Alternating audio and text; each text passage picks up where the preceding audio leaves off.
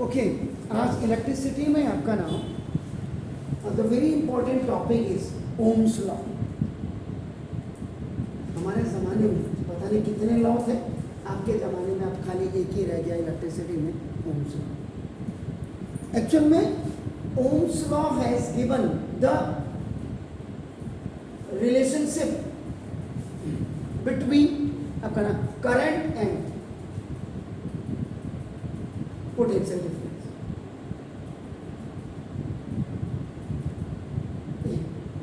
इन्होंने जो ohms sir ने जो रिलेशनशिप दी वो करंट और पोटेंशियल डिफरेंस के बीच में इन्होंने दिया। जो क्या बोला उन्होंने, व्हाट दिस लॉ स्टेट्स, वो मैं अब आपको I will just explain it. तो अब आपका क्या हो गया, तो ना अकॉर्डिंग टू हिम, यहाँ पे जो हिम में वर्ड यूज कर रहा हूँ ये ओम सर के लिए आपका अकॉर्डिंग टू ओम्स आप लिख सकते हो अपना। देखो दिस इज लॉ, जो नाम क्या था, एट कांस्टेंट टेम्परेचर, स्थिर ताप पर, when the temperature is constant the current, ये तो दो है THE के लिए है, तो ना the current flowing through a conductor, conductor का मतलब which carry the electric current means wire हो गया आपका ना, देखो करंट आपका ना through a conductor is directly proportional to the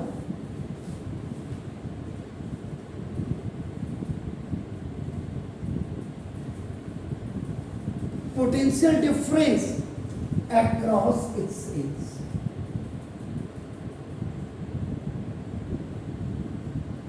ये सिंपल सी बात है। AB इज ए वायर जिसको आपका नाम it is known as a conductor. इसमें आपका इलेक्ट्रिक करंट आप क्या कर रहे हैं, आपका नाम जैसा एक फ्लो कर रहे हैं, और टेम्परेचर आपका क्या कांस्टेंट है। At constant temperature the current flowing through the conductor is directly proportional to the potential difference। तो potential difference आपका हमेशा दो एंड्स के बीच का होता है, और कल आपने potential difference के बारे में बिल्कुल क्लियर किया था। तो potential difference की क्या आपने क्या डेफिनेशन लिखी थी कि potential difference is defined as the amount of work done required to move a unit positive charge from infinity to that point। Sir electric potential,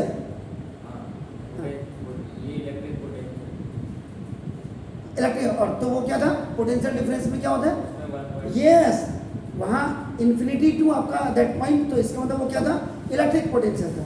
और ये आपका पोटेंशियल डिफरेंस में दो पॉइंट्स होते, बस इतना ही है, बस only the differences of infinity to आपका ना दैट पॉइंट, और यहाँ पर 1 point to the another point. Is it clear, very fine. तो देखो आपका ना now if clear, if electric current को आप किससे आपका डिनोट करते हैं, कैपिटल I से। if capital I is the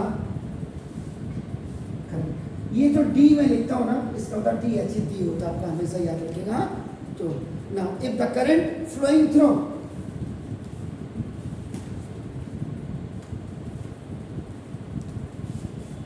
the conductor, जो कंडक्टर के थ्रू आपका कोई करंट आपका फ्लो कर रहा है, आपका देखो ना, and V is the potential difference, और V आपका पोटेंशियल डिफरेंस आपका देखो ना, पोटेंशियल डिफरेंस का मतलब बेसिकली आपको मैं बता दूं दैट इज द वोल्टेज होता है। पोटेंशियल डिफरेंस का मतलब वोल्टेज भी होता है, याद रखिएगा। तो वोल्टेज अक्रॉस इट्स एंड्स,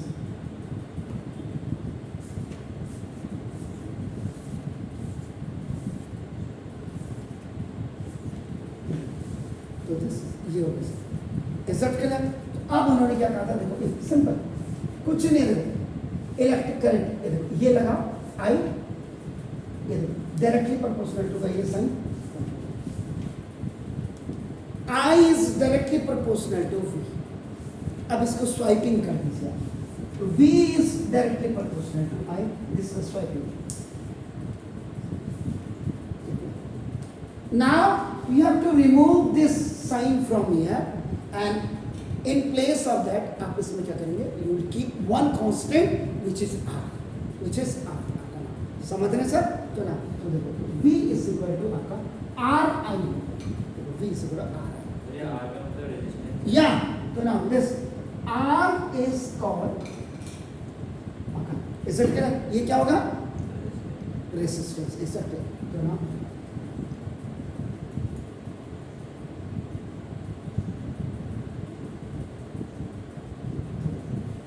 ये हो गया. इसका मतलब the value of this constant depends. अब देखो बस ये याद रखना, ये जो ये है दिस r इक्वल टू आपका ये कांस्टेंट हो गया और इसी कांस्टेंट का आपका इट इज नोन एज आपका क्या हो गया? रेसिस्टेंस हो गया. And the value of this resistance depends on. देखो ये रेसिस्टेंस किस पे डिपेंड होता है आपका ना? देखो नेचर, जो कंडक्टर है उसका क्या नेचर है, उसकी what is the length of that, what is the area cross section. अभी यहाँ पे एक तार था, हमने शायद वो बांध दिया कहीं पे, आपने कहीं यूज किया था ना, हमने तार था विल स्ट्रेट आप करना था. जैसे area of cross section and temperature.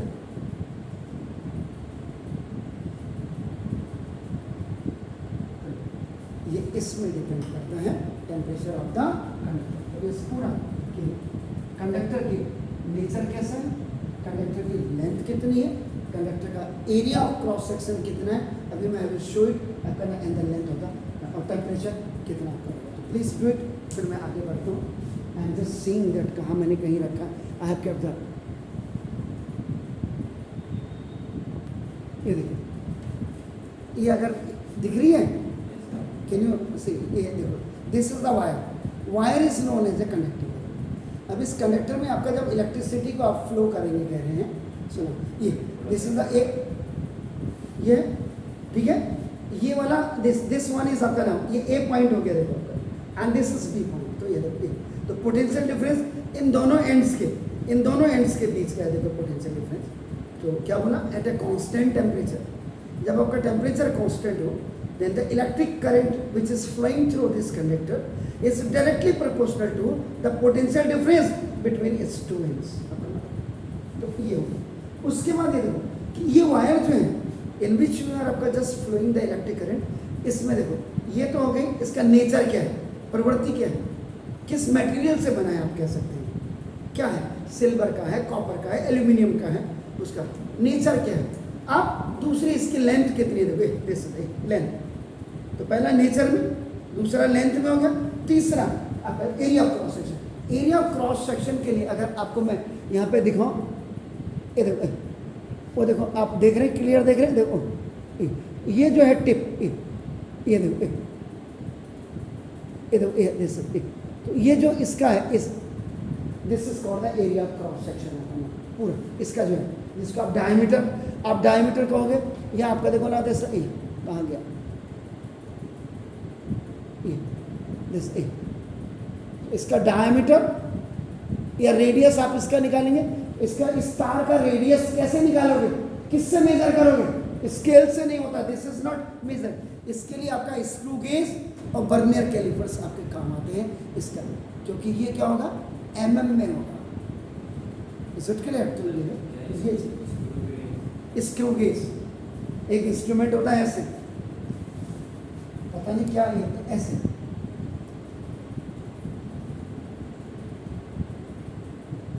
ये यहाँ पे ऐसे ऐसे आपके पीछे, इसके बीच में आपका तार को ऐसे रखते हैं इसका, जैसे इसका ये तार है, इससे आपका इसको करेंगे तो यहाँ पे पॉइंटर्स होते हैं, पॉइंटर्स आपका जब ये बिल्कुल इसके नजदीक आ जाएगा तो इसके बीच में, तो इससे फिर बात को उसकी रीडिंग पढ़ते हैं, वो इसकी इतनी mm है, इतनी है, ऐसे करके ये क्लियर. और बर्नियर कैलिपर्स जो होता है उसमें ऐसे करेंगे, ऐसे होता है दांत, इसमें ये ऐसे होता है, इसके भी बीच में ऐसे, तो जैसे